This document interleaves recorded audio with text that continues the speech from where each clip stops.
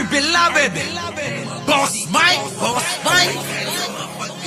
Severa.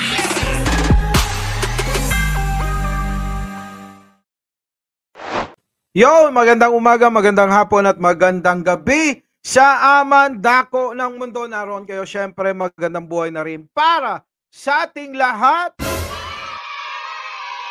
Ito yun, tingnan nyo ha, ito muna.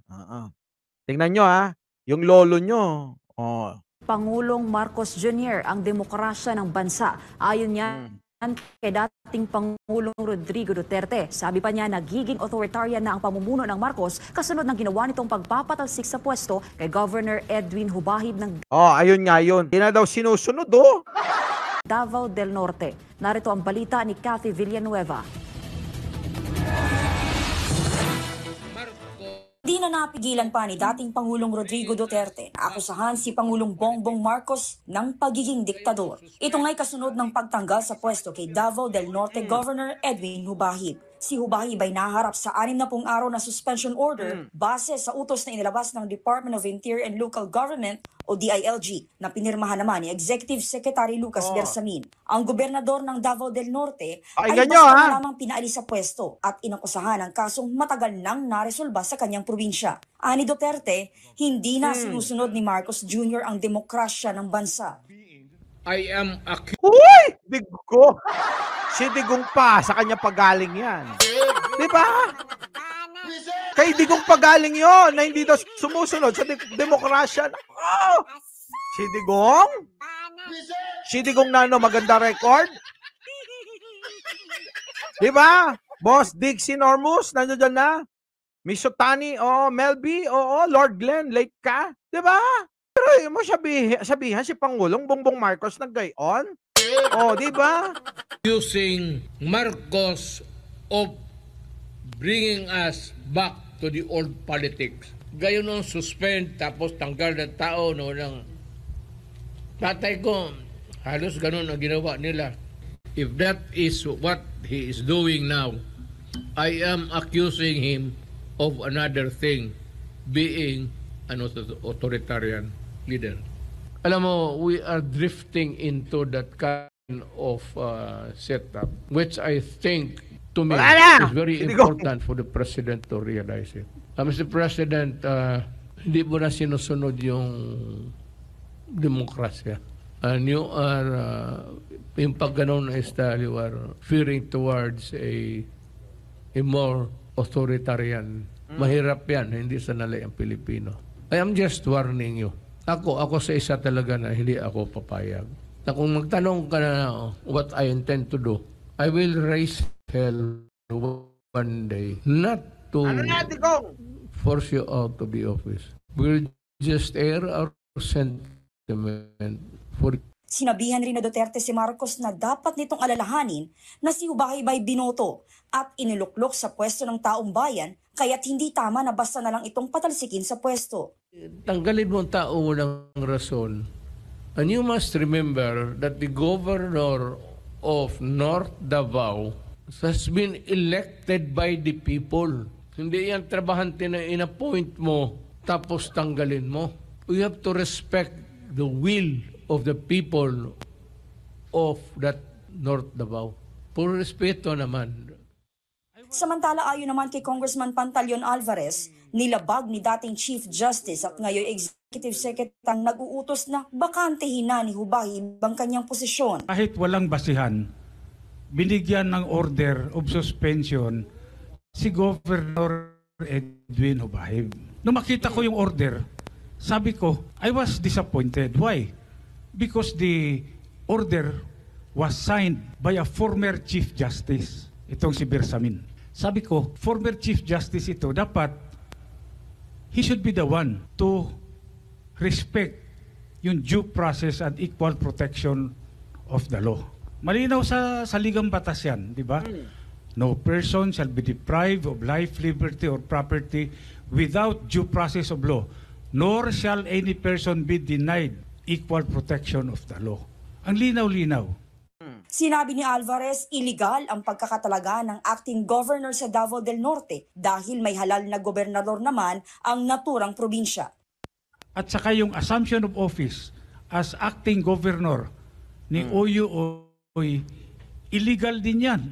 Kasi andyan yung governor, buhay yan, sitting governor. Paano mo sasabihin na legal yung pag-a-appoint mo ng acting governor? Ang acting governor, pagka walang governor, inandyan yung governor. Kaya nga sabi ko doon sa mga empleyado, kasi magkakaroon ng iskandalo ito. Dahil ang mangyayari dyan, sabihin nila, 2 gobernador sa Davao del Norte. Merong totoong gobernador at merong fake na gobernador. Sa katunayan ay tumanggap pa nga ng Seal of Good Governance si Governor Hubahib ilang linggo lamang ang nakararaan mula sa DILG dahil sa maayos na pamamahala nito sa probinsya ng Davao del Norte. Hindi ko maintindihan kung bakit yung administrasyon, wala namang gulo sa Davao del Norte na sa pagpapatakbo ng probinsya. In fact, ito a few weeks ago, Governor Edwin Hubahib was awarded a plaque of appreciation. Ang nakalagay doon, Seal of Good Governance.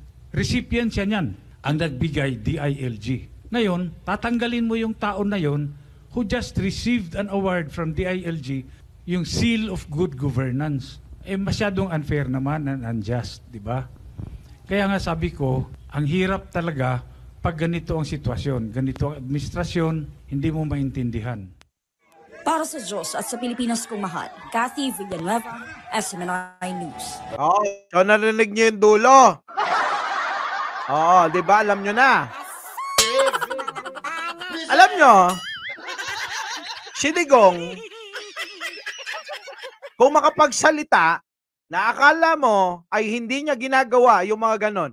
Kasi may kaso naman, mga boss. May kaso yung gobernador na dapat talaga itanggalin. Nasuspindi ng ombudsman.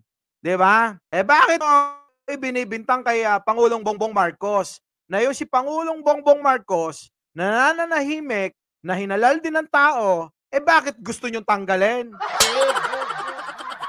Kasi etong ginagawa nila Digong, alam nyo, yung ayaw nilang gawin sa kanilang mga kaalyado, kakampi, kasama, yun ang ginagawa nila.